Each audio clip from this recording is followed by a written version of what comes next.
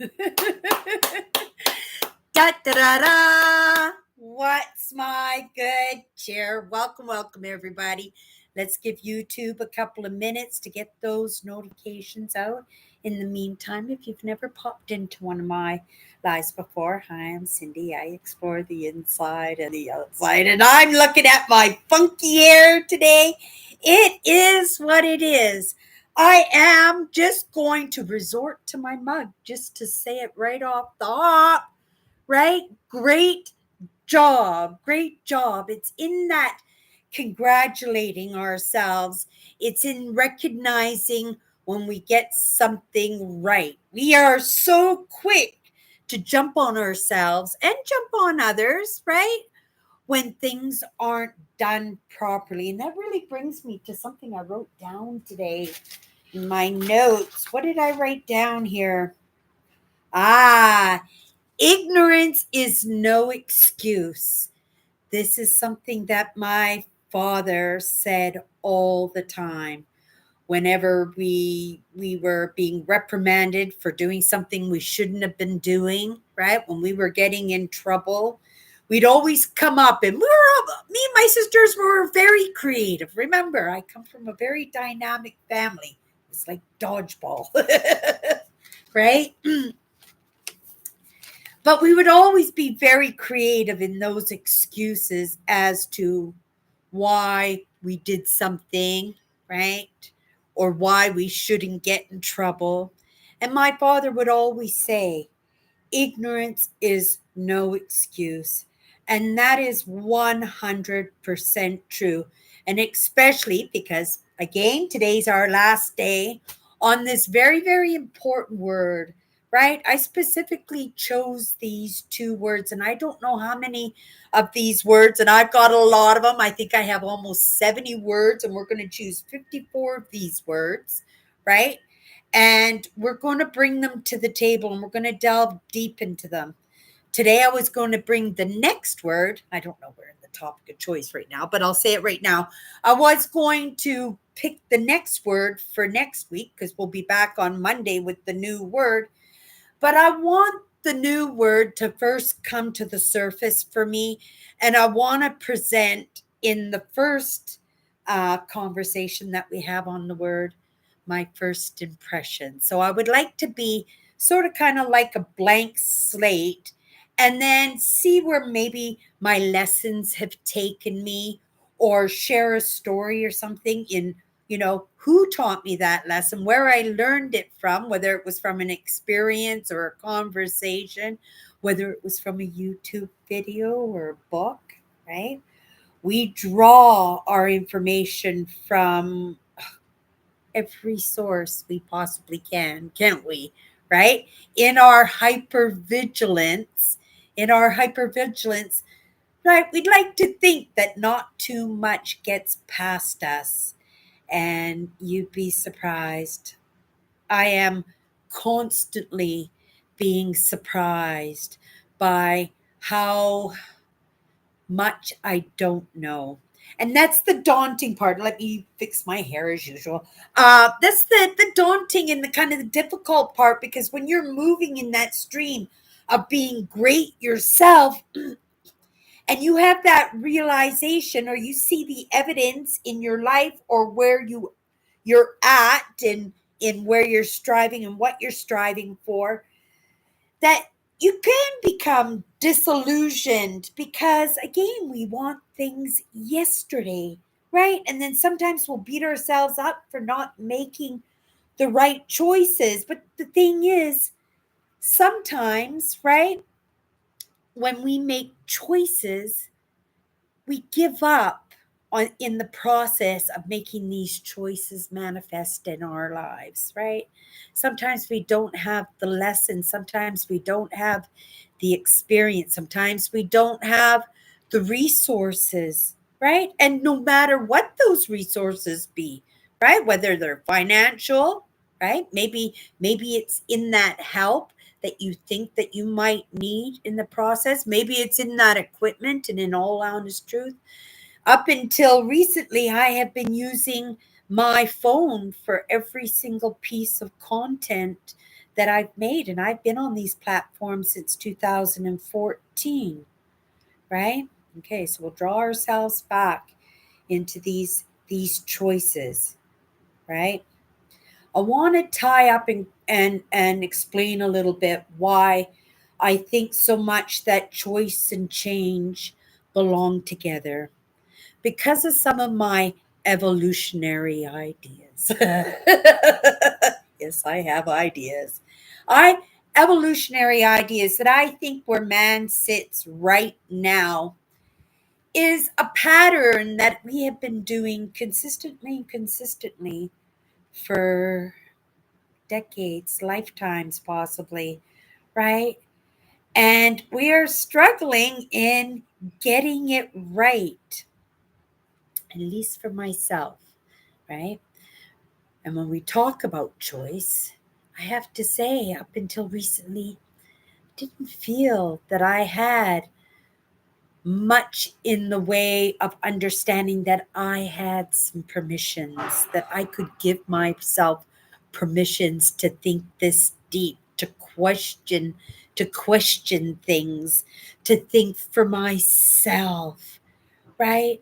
I've always been through change, constant change, but it's change that's been dictated to me, not change that I've dictated myself. And this is why my brand is so important because its success or its failure is dictated by the lessons or the lack of lessons that I bring to the table, bring to myself, right? Some of those lessons I just learned today in editing my video that I'm optimistic that I will be able to bring to my channel on Sunday. I set a goal. That's the goal, to have a premiere for Sunday night of my tubing experience on my last set of days off. It's been challenging. I'm with a new editing program and I'm failing and I'm picking up and I'm freaking out because I can't find my content and nothing is working. And oh, did I download this program into the wrong spot? And I question myself, right? But then it gets to that point, you go, okay, this was my goal today, is to have the entire Explore in the editing program, all spliced where it's supposed to be. So that for the next 2 days, right? Next 2 days now, we're going to take out some of the unnecessary, right? We're going to maybe add some voiceover of maybe some of the things that were on my mind, but because I was enjoying the moments so much that I stayed with the moments. And so now, right, having that opportunity to edit my video, that maybe I can express some of those thoughts that were going through my mind, some of those insights, right, that maybe might add a little bit extra flavor or not to my video. You'll be the judge of that, right? But that choice, right, to say, oh my goodness, you're not starting over on this one, you're pretty far ahead, we're going to save it at we're at, so at the very least we're not going to lose the work that we've done. And then anything we get done today, perfect, because you're working. I learned to rotate my videos, right? And I've been playing around with the sounds a little bit. Tomorrow we'll be adding the music.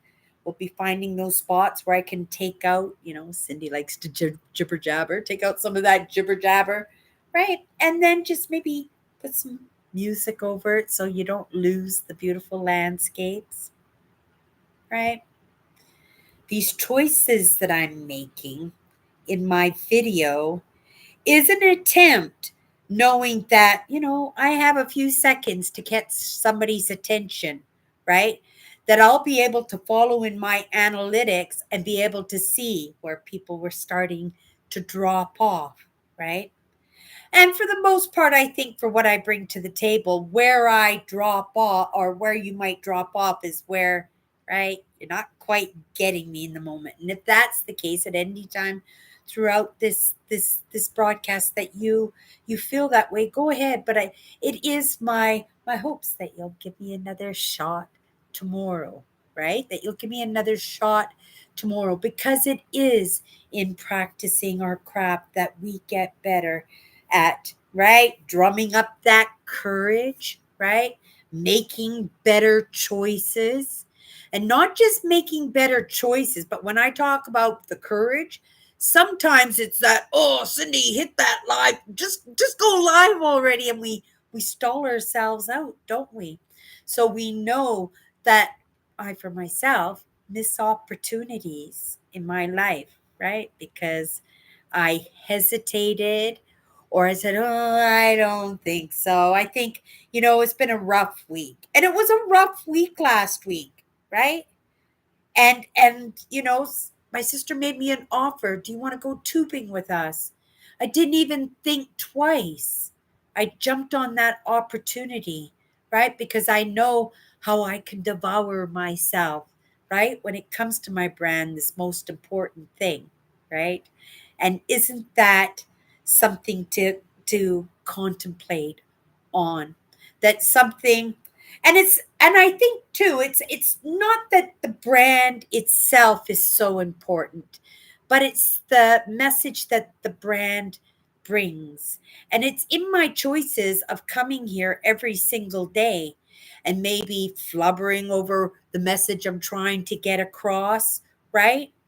Or coming in and explaining to myself as to why I didn't take that action when I knew I should have, that it was in my own struggle, in my own procrastination, right? And I go, oh, we're back to that again, right? It's not like it's bewitched and we could just wiggle our nose and these things can be done, right? And it's not even, lots of us don't have those tools, the knowledge and the editing programs, right? It's scary in the beginning. Everything is scary, right? And that's why we don't make choices, because we know the choice is going to bring about the change, right? So we like to stick in the same spot, right? And then you look around at everybody, you go, "Oh my goodness, everybody is so far ahead of me. So much smarter, so much more capable, so much more well put together." Right? Right? It was only the experience, right? It was only in choosing to be accountable to myself. And I'm not always accountable. I mess up. And I suspect that I will continue to mess up, right? And I hope that I could just, right? Or, oh, I'll do double time tomorrow, right? That little bit of negotiation. Sometimes it's in the recognition, oh, Cindy, right? Because again, as being empaths and as highly sensitives, are I don't know for you, but for myself, guilt and shame are my steering wheel, right? So when those emotions come up, I have to take a look at them. I really, and especially coming from the dynamic upbringing I have, right? In struggling with my limiting beliefs, right? Knowing that I'm missing lessons, that I really truly have to, right? Take a look at it and really analyze things before, right? And that can be looked at as procrastination. And quite often it is procrastination, because even in the subject of thinking about it, as fast as the thought comes in, is as fast sometimes as the thought leaves, right? And I took note of that. I took note of that just there, right? And that's the idea, that we need to be able to catch as many of these as we can. And I don't always catch them, because I can catch them, but as fast as they come to me, something else is coming up to me, and I've got that, maybe it's that shiny object syndrome, and I'm a woo. And what's that? And then that is gone, and I'm on to the next thing, right? But that's part of my curiosity, part of my love and passion for experiences, different experiences, right?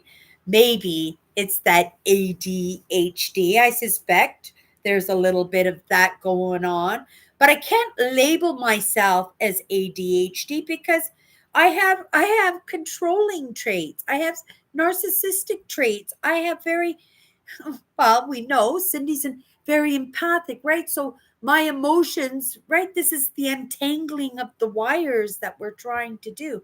And we find ourselves quite often in the midst of a conversation and, right? And in that moment, sometimes we can't be untangling the wires, right? Doing that work. And so when we recognize that, that's when we have to stop, okay, and say, right?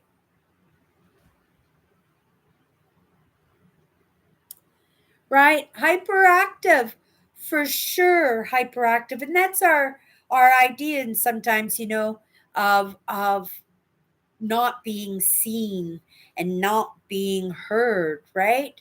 And then in those opportunities that we find that we can insert ourselves into a conversation or an experience, right? To feel like we're included and stuff, right? People can look at us, right? And that's true and call us hyperactive, but we're just trying to be included in, right? But I get that.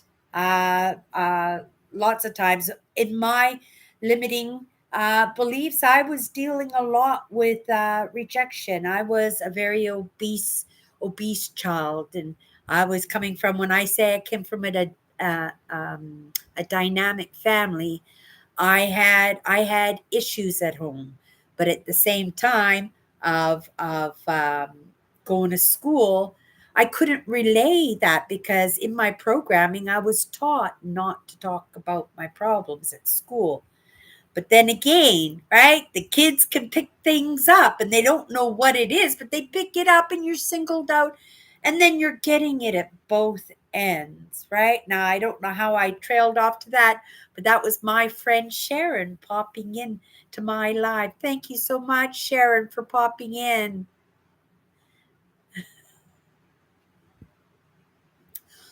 100% Sharon. I was just telling everybody, that in making choices when we're younger, those choices are made for us. We don't have much dictation in what we were doing. And I don't know if my father brought us up as feral children, but I don't know. It seemed like I was off doing my own thing all the time. But I think it was that idea that, I just always felt so drained by, right? Everything. And then any opportunity that I could just run off and go off and be my own person and do the things that I love, that I slowly learned, I think, how to conserve, right? How to handle things a little bit better. But I was gonna say that my dad used to say all the time that ignorance is no excuse when we would get in trouble for things and we would try to explain things and stuff. And that is true, right? Because when it gets to that problem that we have to resolve, if we don't have the answers to that, if we don't have the tools or the resources for that, right? Then we might try to do something anyway, right? And totally mess it up. Not so bad. We should be able to make mistakes and have failures. I learned so much from my mistakes and from my failures.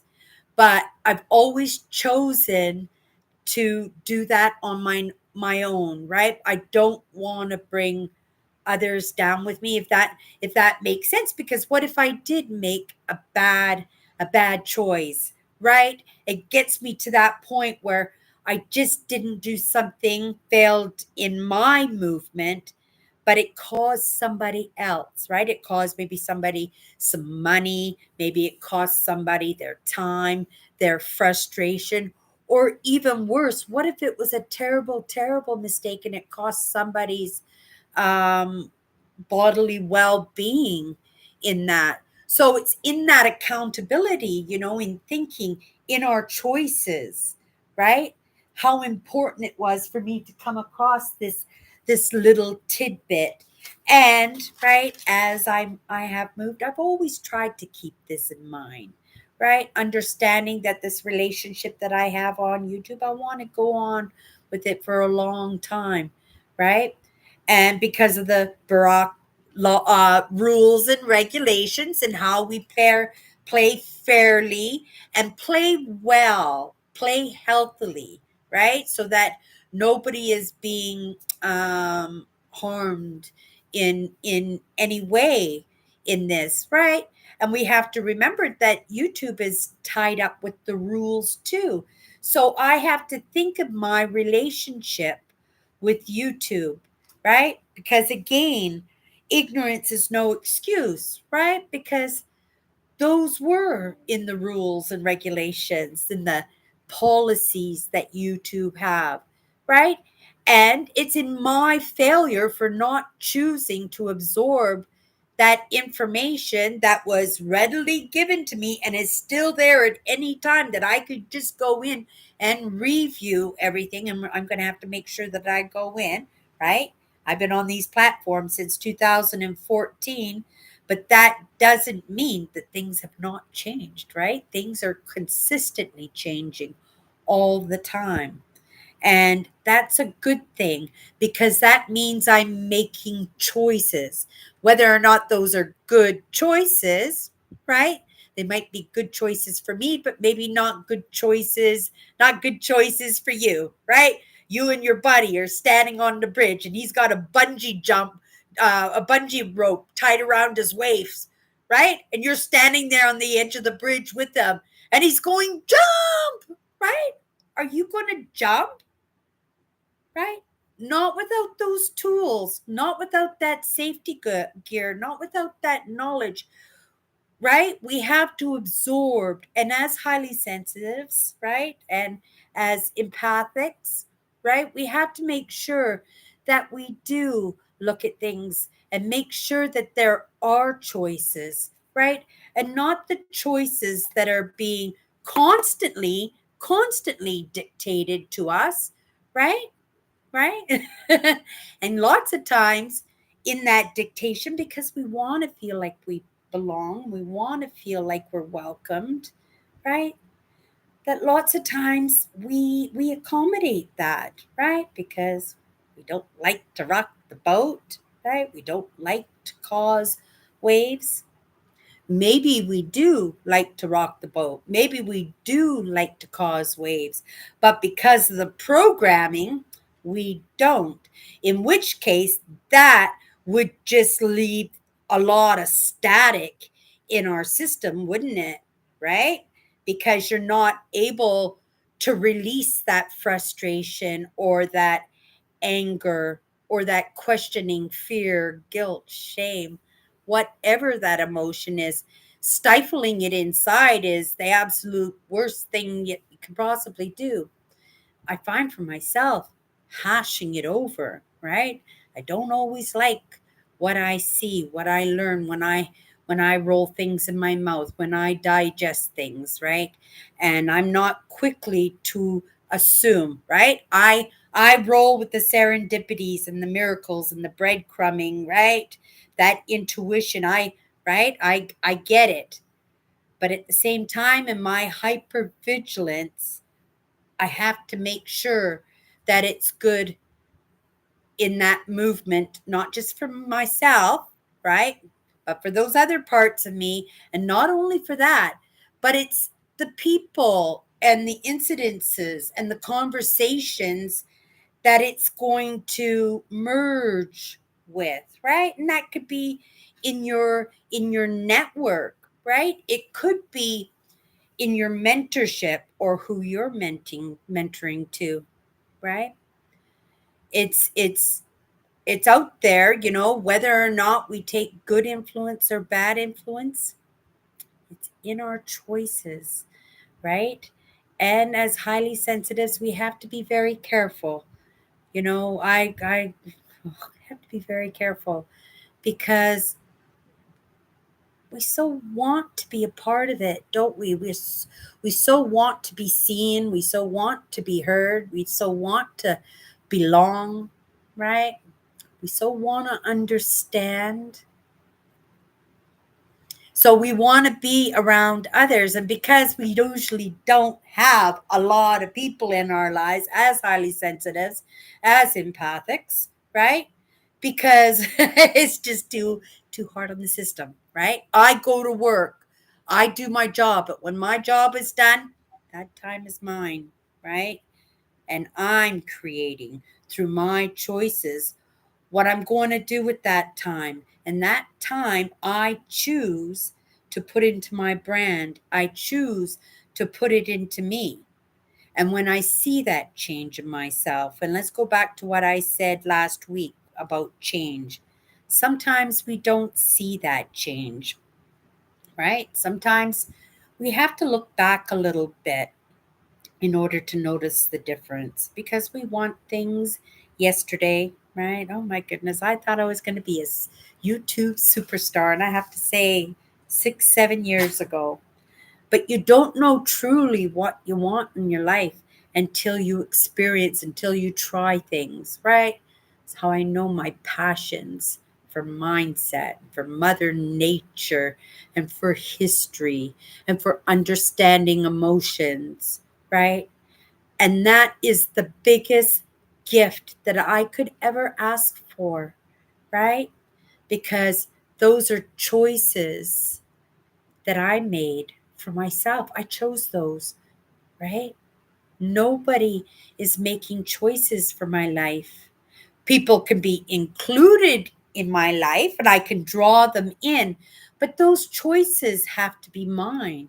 Even the choice to join forces with others, that has to be a choice of mine. And, for the most part of my life, right, that bumper car and being dictated to, right, not thinking that I had a right to even have choices, that I can move towards the things that I want and then just, were they good choices? Right? I don't know. I followed the suggestions. I started. That's all I did is I just started. I just asked a question to myself and I Googled it and an answer came and there it was. And I chewed on it. I digested it. I was like a pit bull with a piece of raw meat in my mouth. And once that was digested, I could tell that I had digested it. I felt a little bit different. It didn't look a little different. Nothing changed on the outside, but on the inside, I could feel it. And then I could feel that it was properly digested because another lesson is something else for me to contemplate, to digest, to tear apart, to put back together. And, you know, doing that rather than just getting into the mix. And I'm still flying by the seat of my pants, right? Obstacles, heartbreak, grief, events, right? They'll consistently keep coming into your life. But when you're riding the waves in those moments and not just thinking about them all the time, right? Like this video that I put a right. It's the goal. I put a goal. It's how I have to be accountable to myself.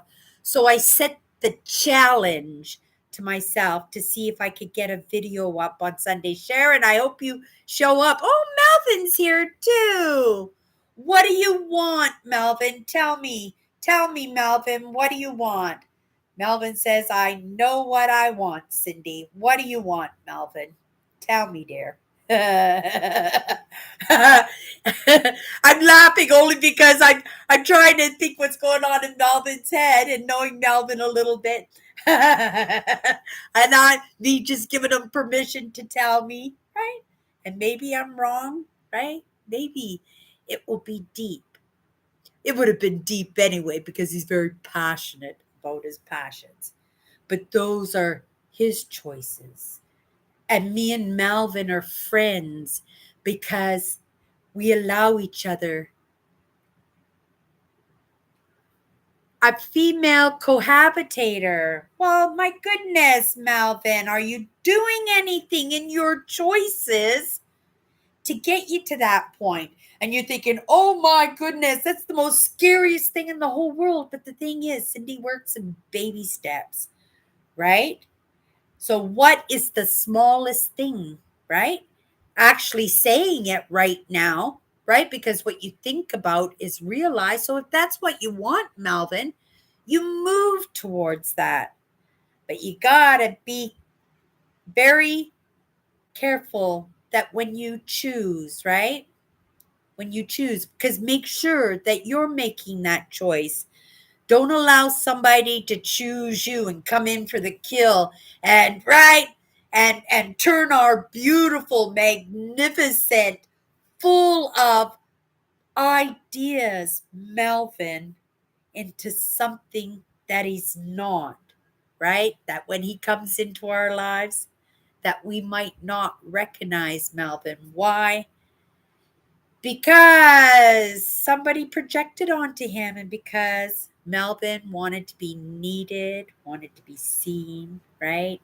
He wanted to belong because he wanted to be loved, because he wanted a female cohabitator, right? That's what he got. He got his female cohabitator that drove him absolutely bonkers. So make good choices, Melvin. You're an absolute sweetheart. And the thing is, right? It's through our choices that we accomplish things, right? My brand, PrairieDodgers, it should have died in 2017. It was like dead to the water. I tried absolutely everything, right? I thought I did. And then I just pivoted and I did some. This is kind of nice because we started this series with the word pivot, right? So let's go back to this word pivot because pivot is a massive change. It's a 360. And it's the whole thing that we're trying to avoid is having our lives pivoted because we're not listening to the lessons, right? We're not absorbing them. We're not taking them in. We're not even looking for them.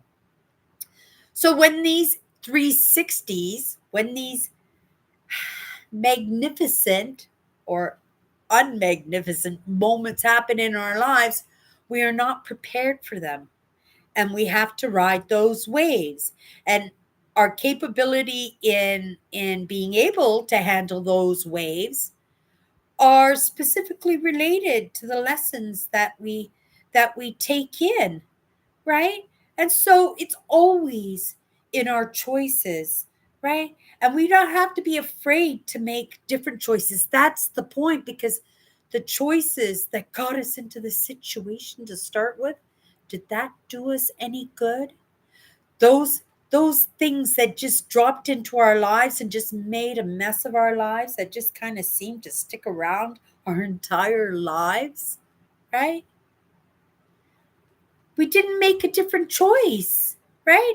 Or maybe we did make a choice, but we didn't take an action immediately in that choice before the thought fluttered off to the pink ice donuts and the sprinkles, or that phone call, or that person who was just trying to message you, or to those dishes that need to get done, right?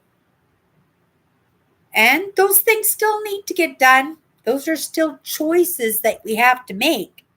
But there's a place for everything. And if we can better package our days, and this is something, it's still a learning process for me, believe me, to block off these parts of our days in order to get these things done that maybe in that, right?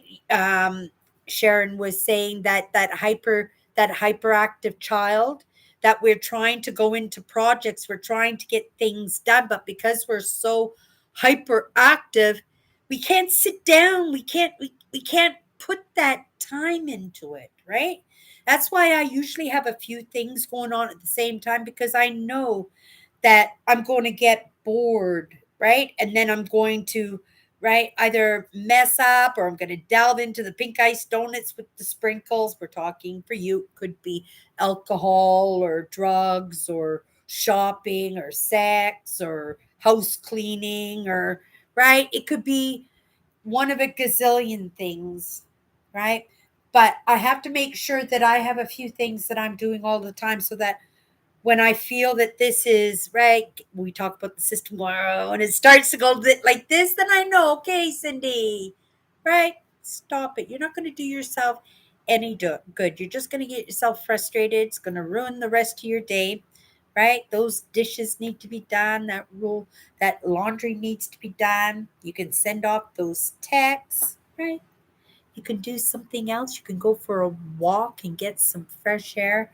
And more often than not, when I come back, it's just bang, bang, bang, bang, bang. Why? Because my head is unloaded all that frustration, all that hairy, scary, all that questioning, all that, oh, Cindy, oh, you can't do this. What are you thinking about? Oh my goodness, you're gonna lose all your, right? And then you just say, take your laptop, just put it down, right? And go do something else, and come right back to it. You're still in that movement, right? You're still not stopping. You're still not doing the couch and the remote control, right? But that's your choice, right? I don't have a couch, and I don't have a television. I got rid of my television, I think 4 years ago or 5 years ago, and I have not missed a day of TV. Never. It was a really magnificent. I made lots of choices, right? Oh, do you want to hear some of these choices that I've made? I guess in ending this topic of choice, it's a good idea. And we're going to send some good cheer out there. Let's hope it's a false alarm. If for those of you pop into my lives, you know that it's a fire station right behind me. So we're going to hope that it's a false alarm, and they're going to turn around. They're going to get their paycheck anyway, and they're going to go back to the station and back to those T-bone steaks that are on the barbecue. Right? Okay, so let's talk about some of those changes that I have made in the past few years. Sharon and Melvin both have been with me in that process. They know the hairy scary that I've gone through, right? And they know me from right the very beginning, right? In that messed up, insignificant that I thought, right? I truly did think I was insignificant, but something in me, right, said never give up, never give up. Some of those grand choices that I made, right? Well, I would have to say one of the biggest choices that I made was having a gastric bypass when I was 27 years old. Gastric bypass is a stomach stapling. I had gotten myself to 311 pounds. We'll go into reasons why, right? Because there always is a reason, but you can attach it to the limiting beliefs, right? I was messed up by I had taken on the role of scapegoat, and I really truly didn't think highly of myself. And again, like I said earlier, I didn't think I had the right to make choices. I always tried to make the best life for myself as I possibly could, knowing, learning that because my father's love for life, getting his death sentence, basically, right? He was told he was going to pass away from his heart disease in a few years. He ended up living almost extra 30 years, but he woke up every single morning thinking that today might be the last day of my life. I'm going to enjoy it to the hilt. And he took me along for that ride, and that's an amazing gift. That's an amazing gift that was projected onto me. It wasn't a choice. It was projected onto me. But oh my goodness, the most amazing influence that I possibly could have hoped for, right? When I was 27 years old, I was given the opportunity to have a gastric bypass. It was a very painful operation, but I had gotten myself to 311 pounds and I was in love for the first time. He was a beautiful man inside and out. And, right, judgment, 311 pounds. And then even though he loved the inside, he didn't so much love the outside. And that is understandable. But in my choices and in my determination to get him, I had the gastric bypass. I lost 160 pounds in a year. And I started dating right away. I made up, right, for not having boyfriends and stuff in my younger years, and I went to town. I started dating, and I found like I was having some serious difficulties in the dating scene, right? Because I didn't know how to say no. Number one, right? Being empathic is all. What do you need? Yes, okay. I didn't know how to say no, and I was no happier when I was skinnier than when I was bigger. But because I looked different, people perceived me differently. In that process, I found my husband, my ex husband. Amazing, beautiful man, again, inside and out. And what about that gentleman I fell in love with that I lost the weight for to start with? Well, my friend said, why? He didn't want you when you were fat. Why would you want to go out with him when you've lost all this weight? It was because I knew how he felt about me. Like I knew how he felt about me, right? But I also knew and understood the judgment part. But I listened to my friends.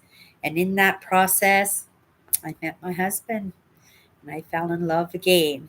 And that was meant to be, right? That was meant to be. I needed that in order to pull me out of that other relationship, which was only put in place, I think, to give me that gumption to do something about my weight. And right, I got into my marriage. My marriage was absolutely amazing. I was with my husband for 8 years, right? It was over in a few minutes, but it was amazing for the whole 8 years before that. And it put me into a state. I became a gambling addict. My choice, right? My choice. Bad choice. Very bad choice. It ruined my life completely, right? I was only already on a um, um, um, I was already going downhill with my sadness from my marriage breaking up and not being able to hold jobs anymore. I lost my train of thought because I just looked at the clock just now. And you guys, I've been yibber yabbering and I've got to get to work. So, you know what? I have to leave it at that because otherwise I'm going to be late. And I don't like to be late. So I could have to let it go for now. Sharon, Melvin, thank you so much, you guys, for popping into my live. For those of you who pop in later, I hope you're having an amazing day. Maybe I'll come back tomorrow. But if not, I will be here Monday and we'll choose a new word. I don't mean to end it like this, but it is what it is, right? And that's genuine at the very least. Everybody, have a great day, and we'll see you Monday. Bye bye. Oh, boy.